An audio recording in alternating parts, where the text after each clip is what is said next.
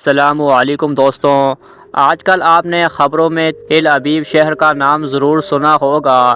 یہ اسرائیل کا وہ شہر ہے جس پر اسرائیل کو بہت فخر تھا، لیکن اس کا غرور ایران نے ایسا خاک میں ملا دیا کہ آج تل ابیب شہر مٹی کا ڈھیر بنتا جا رہا ہے۔ یہ شہر دبئی کی طرح انتہائی جدید اور خوبصورت سمجھا جاتا ہے۔ اس شہر کو کبھی نہ سونے والا شہر بھی کہا جاتا ہے، کیونکہ یہاں دن ہو یا رات ہر وقت پارٹیوں اور سرگرمیوں کا سلسلہ جاری رہتا ہے۔ کچھ لوگ اسے دنیا کا ایک بڑا فحاشی کا اڈہ قرار دیتے ہیں، جہاں مختلف قسم کی آزادانہ معاشرتی سرگرمیاں دیکھنے کو ملتی ہے۔ یہاں پر لوگوں کی زندگی دیکھ کر آپ توبہ کریں گے۔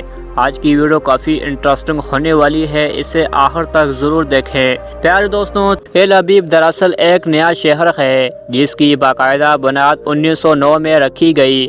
اس سے پہلے یہ علاقہ قدیم شہر یافا کا حصہ تھا، جو ہزاروں سال پرانی تاریخ، تجارت اور تہذیب کا مرکز رہا ہے۔ ابتدا میں تل ابیب ایک چھوٹی سی یہودی بستی کے طور پر قائم کیا گیا تھا، جس کا مقصد ایک جدید اور منظم رہائشی علاقہ بنانا تھا۔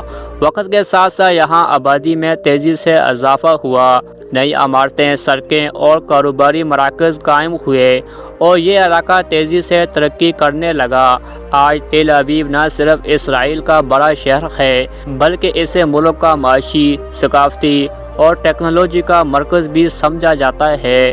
ایک چھوٹی سی بستی سے شروع ہونے والا یہ شہر اب ایک جدید میٹروپولیٹن سٹی بن چکا ہے، جہاں جدید طرز زندگی، بلند و بالا عمارتیں اور دنیا بھر سے آئے لوگ ایک ساتھ نظر آتے ہیں۔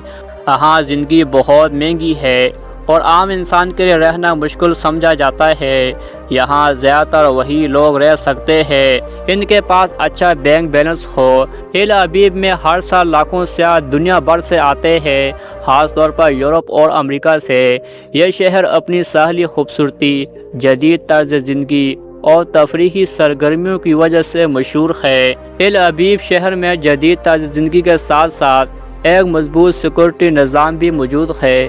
یہاں جدید ٹیکنالوجی، بلند عمارتیں اور ترقی یافتہ انفراسٹرکچر دیکھنے کو ملتا ہے۔ شہر کی آبادی مختلف ثقافتوں پر مشتمل ہے اور یہاں زیادہ تر یہودی آبادی رہائش پذیر ہے۔ یہ شہر اپنی ساحلی پٹی کے لیے بھی مشہور ہے، جو تقریباً 1400 کلومیٹر تک پھیلی ہوئی ہے۔ یہاں کے ساحل انتہائی خوبصورت ہے اور سال بھر مقامی لوگ اور سیاح یہاں وقت گزارتے ہیں۔ موسم عمومی طور پر معتدل رہتا ہے، جس کی وجہ سے یہ جگہ مزید پرکشش بن جاتی ہے۔ شہر میں جدید ٹرانسپورٹ نظام بھی موجود ہے، جس میں بسیں، ٹرام اور ٹیکسی سروس شامل ہے۔ یہ سہولیات شہر کے مختلف حصوں کو آپس میں جوڑتی ہے اور سیاحوں کے لیے بھی آسانی پیدا کرتی ہے۔